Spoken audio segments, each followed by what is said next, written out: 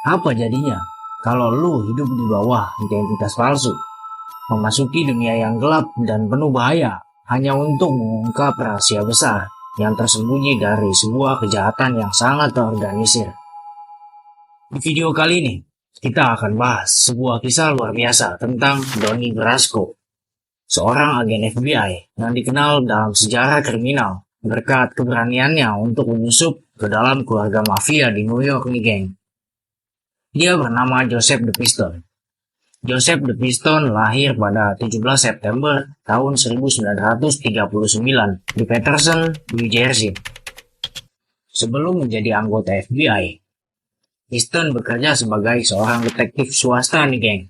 Keahliannya dalam penyelidikan dan keterampilan komunikasi dengan berbagai kalangan membawanya ke dalam dunia penegakan hukum, di mana dia bergabung dengan FBI pada tahun 1969 nih, geng. Piston banyak dikenal karena kemampuannya dalam teknik penyamaran dan keterampilannya dalam berinteraksi dengan berbagai kalangan nih, geng. Dan pada akhir tahun 1970-an, Piston akhirnya diberikan tugas oleh FBI, yaitu tugas yang sangat berbahaya untuk menyusup ke dalam keluarga mafia yang kuat di New York. Dalam penyamaran tersebut, ia diberikan identitas baru dengan nama Donnie Brasco, seorang penipu dan pencuri berlian kecil-kecilan. Identitas tersebutlah yang akan Piston gunakan untuk menyelidiki kegiatan ilegal para mafia di sana nih, geng. Piston menjalani pelatihan intensif untuk mempersiapkan identitas barunya sebagai Donnie Brasco. Latihan ini mencakup pengetahuan mendalam tentang budaya mafia, bahasa gaul, dan kebiasaan dunia kejahatan nih, geng. Piston juga banyak mempelajari cara berbicara, cara berpakaian, dan berperilaku seperti anggota mafia untuk menghindari kecurigaan. Ia selalu mengincar bar dan restoran yang ia tahu bahwa bar tersebut sering dikunjungi oleh para anggota mafia nih, geng. Brasco mulai aktif terlibat dalam aktivitas yang umum di dunia mafia, seperti perjudian, transaksi ilegal, dan kegiatan sosial. Dengan ikut serta dalam aktivitas-aktivitas tersebut, ia dapat menunjukkan bahwa ia adalah bagian dari lingkungan yang sama nih, geng. Brasco membangun hubungan yang kuat dengan anggota mafia senior, termasuk Lefty Ruggiero. Lefty Ruggiero telah bekerja sebagai prajurit setia mafia selama 30 tahun dan telah membunuh sebanyak 26 orang secara total. Brasco membuatnya terkesan dan keduanya akhirnya bersepakat untuk menjadi mitra bisnis nih, geng. Dengan Ruggiero menjadi mentor dan sponsornya nih, geng. Namun, jika Brasco mengecewakannya, maka Ruggiero akan membayar kekecewaan tersebut dengan nyawa Brasco sendiri nih, geng. Brasco harus sangat berhati-hati untuk menghindari tindakan yang dapat menimbulkan kecurigaan atau mengancam identitasnya nih, geng. Ia harus terus-menerus memantau perilakunya dan beradaptasi dengan situasi untuk menjaga kepercayaan yang telah didapatinya nih, geng. Hari-hari selanjutnya memulai dengan bertemu Ruggiero selaku Kapten Brasco. Lalu mereka nongkrong di bar sambil memikirkan cara baru untuk menghasilkan uang atau cara naik pangkat di jajaran para mafia.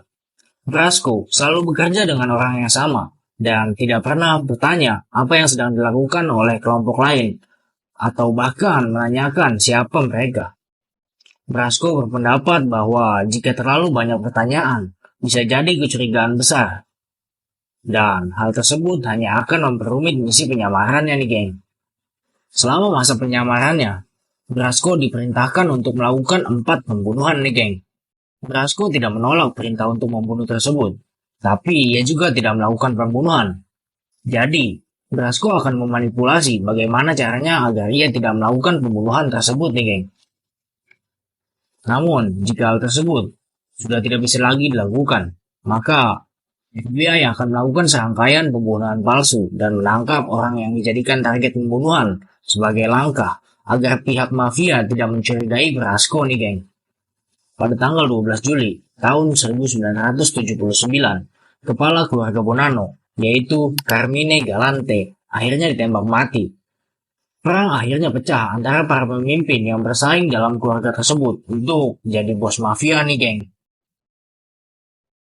Lalu kemudian Brasco ditugaskan untuk membunuh Indelicato.